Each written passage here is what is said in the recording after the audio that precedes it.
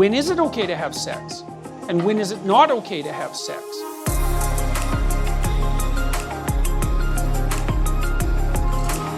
So my question is, as a redeemed progressive, what is the key to empowering men in the Me Too age while maintaining healthy boundaries and strong behavioural expectations?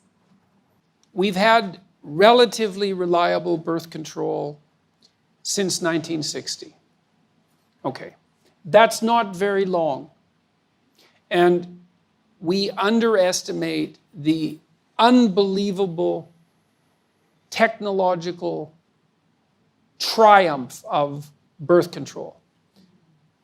It's the hydrogen bomb, it's the transistor, like it's a major league transformation in human interaction. Women are now free from involuntary reproduction. That's never been the case in the entire history of the planet.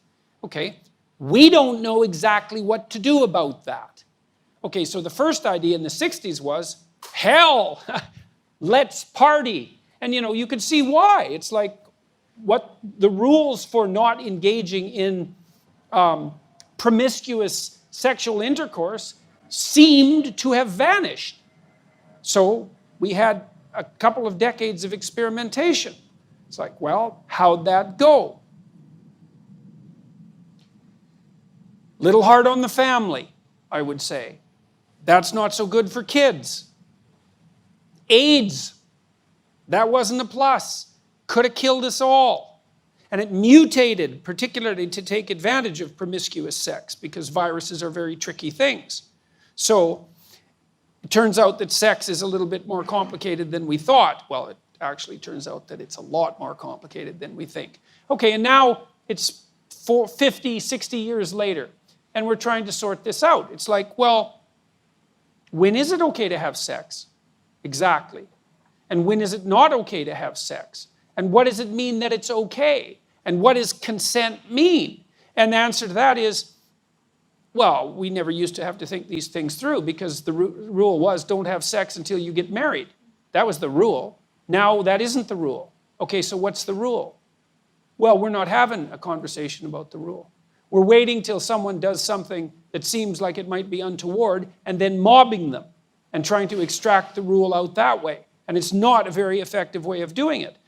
You want to decrease campus rape? That's easy. Get rid of alcohol. No one has that conversation. It's like I did my PhD work on alcohol. 50% of the people who are murdered are drunk. And 50% of the people who kill them are drunk. And almost all the date rape situations are consequences of excess intoxication. But yet there's a party culture on campuses and anything goes. And you also have this strange thing, especially on the radical left, which is unbelievably paradoxical, where absolutely every form of sexual expression imaginable is 100% permissible because sex is fine, but it's so dangerous that while you're dancing with someone at a Princeton mixer, you have to ask them 2 or 3 times if it's okay for you to continue. And that's actually the case, by the way. I'm not making that up. It's like, well, both of those things can't be true. Now, what's happening, I think, on the Me Too end of things and the affirmative consent end of things is the old sexual taboos are reasserting themselves. Mm-hmm.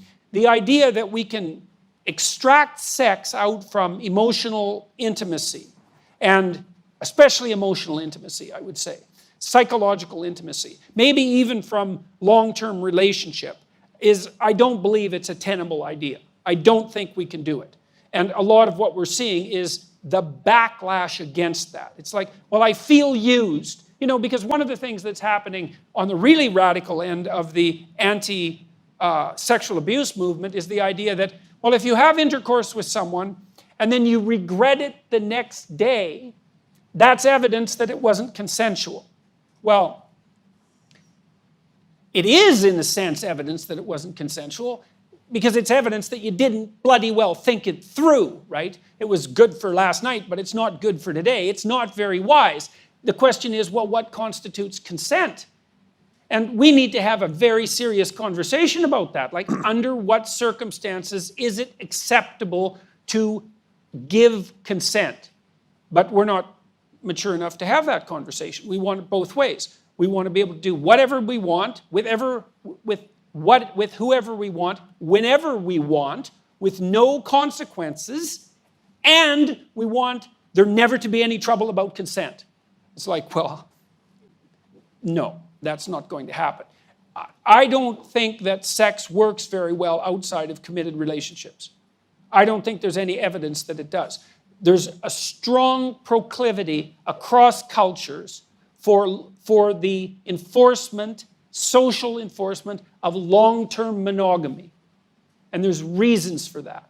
And I think you deviate from that at your peril. So now, if you want to deviate from that, there's all sorts of reasons to do it. And I can understand why people are interested in adventure and all of that. But, my sense also as a clinician is, you only really get to try out about 5 people in your life. You have to make a decision pretty damn quick. Like between 20 and 30, there's a lot of things to get straight, and long-term mate is usually one of them. And most of the time, people should be more careful with their sexual behavior when they're young, especially when they're drunk, than they are. And I just think it's so interesting that all of the taboo reconstruction is coming from the radical left. It's not what you'd expect at all. You'd think it'd be the damn right-wing Christians complaining about, sexual immorality. It's like, no, it's the radical lefties. You have to have signed consent before making any physical move. And then that's so what? Really? Who thought that up? That's the stupidest thing I've ever heard. You know how awkward that would be? You're supposed to be able to do a little bit of nonverbal reading, right? I mean, that's part of romance. You ever see a movie where the 2 people who are dating exchange consent notes? Like, that doesn't happen. So it's an unrealistic solution. But I think the real solution is that despite the fact that we have reliable birth control, we're going to have to relearn what the acceptable rules of propriety are with regards to sexual relationships. One of the things I often tell my young clients is, don't do anything physically with anyone that you wouldn't talk to them about. Because if you're too damn embarrassed to talk about it, well, maybe it's a little premature in the relationship to actually do it. And then there's harm in it. There's emotional harm in it on both parties. There's the cheapening of both parties. So it's going to take us a long time to sort this out. But hopefully we can do it in a serious manner, and it won't be merely a matter of mobbing those who seem to have made an error. اگه از دیدن این ویدیو بهره بردید، در کانال یوتیوب ما عضو بشید و ویدیوهای آموزشی جدید رو از دکتر جردن پیترسون از دست ندید.